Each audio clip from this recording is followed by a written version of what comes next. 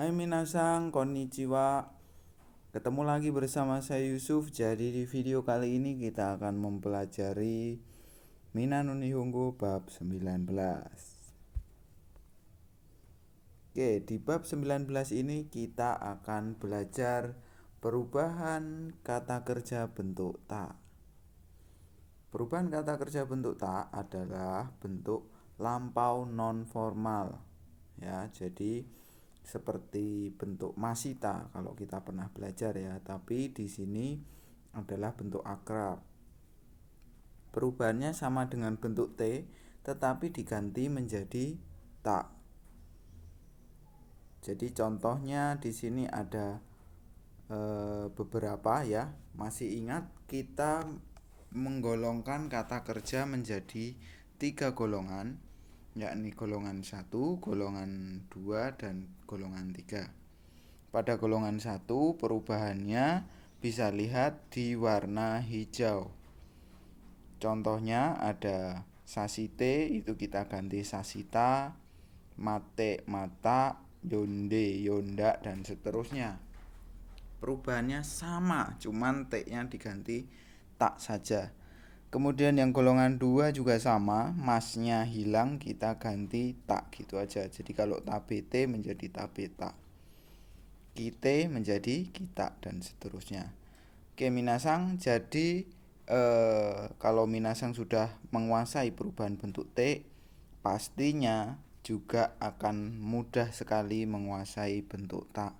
Tapi kalau belum menguasai bentuk T, sebaiknya latihan dulu dan tonton video sebelumnya atau latihan dengan merubah-rubah berbagai kata kerja ke bentuk T.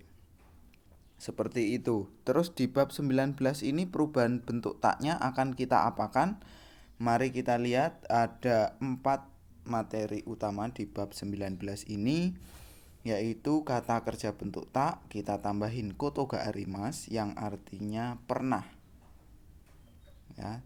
Contohnya untuk kalimat saya pernah melihat mobil Ferrari. Kemudian yang kedua bentuk tari, tari, simas. Yang ketiga adalah kata sifat i, kita ubah menjadi ku atau kata benda, dan kata sifat na kita tambahin ni narimas.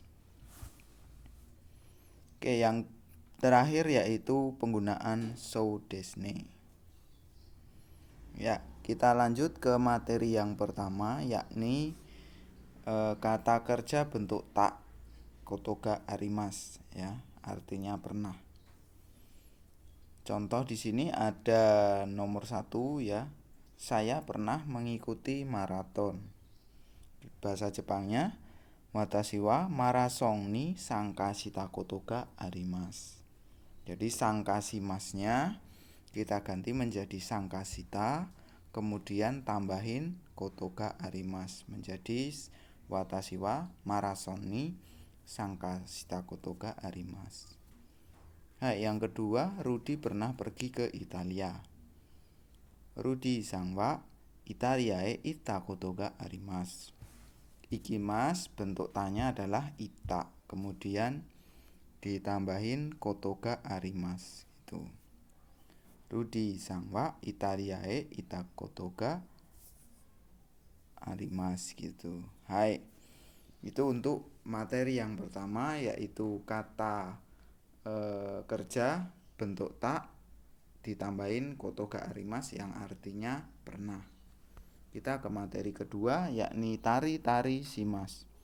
Pola tari-tari simas ini adalah diucapkan ketika kita mau nyebutin banyak kegiatan yang dilakukan dalam suatu waktu.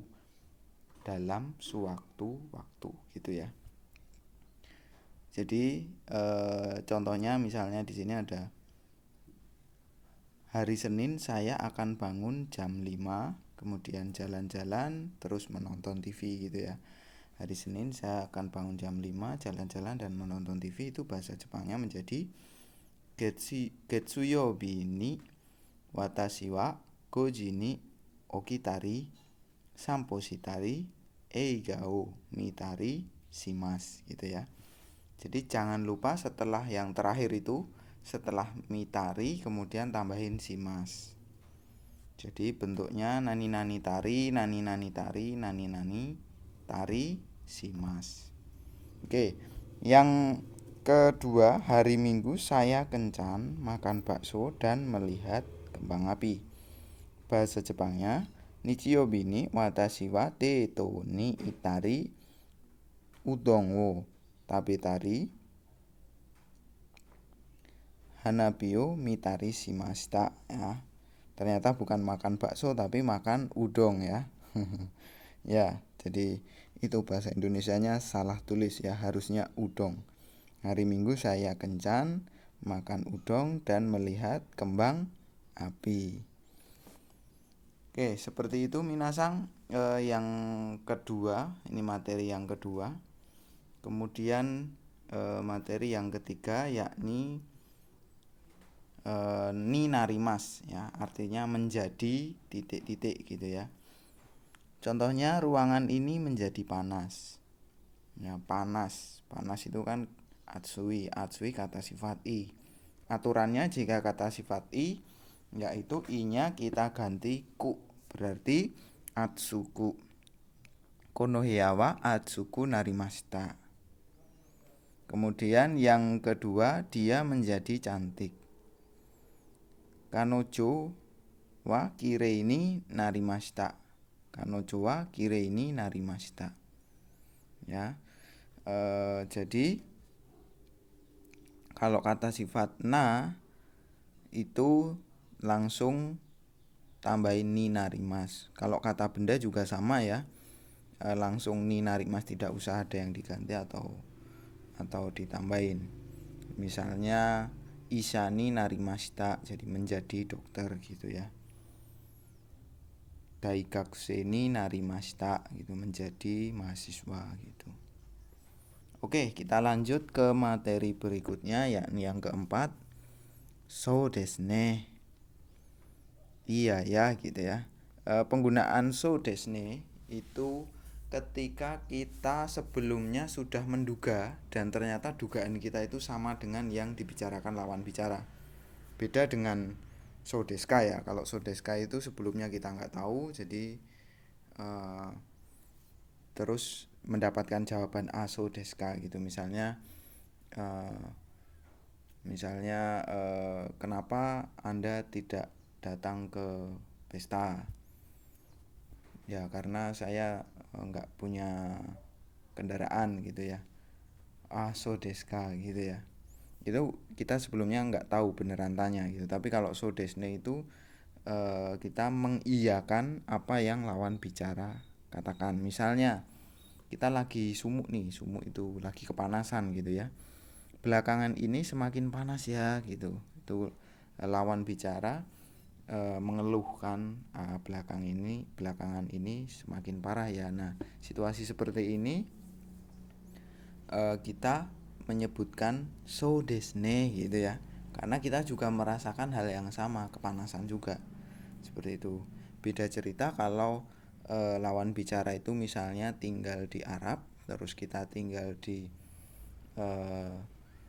Australia dan dia lagi telepon, dia bilang belakangan ini panas, ya. Nah, itu kalau kita tidak merasakan panas, ya kita bilang so desu ka gitu, ya. Tapi kalau kita juga sama-sama mengiyakan apa yang lawan bicara katakan, ya so desu ne gitu.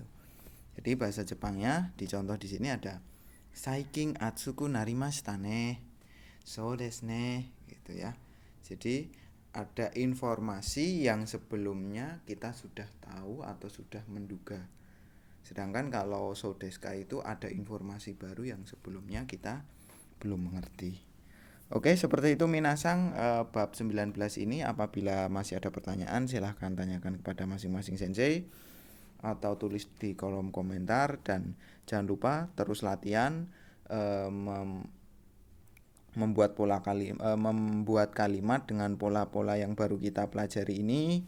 Terus latihan mengubah kata kerja supaya tepat, dan latihan percakapan dengan teman yang sama-sama lagi belajar bahasa Jepang. Dan Jangan malu-malu untuk bertanya dengan sensei. Tetap semangat dan saya akhiri. Terima kasih telah menonton. Assalamualaikum warahmatullahi wabarakatuh. Matane minasang.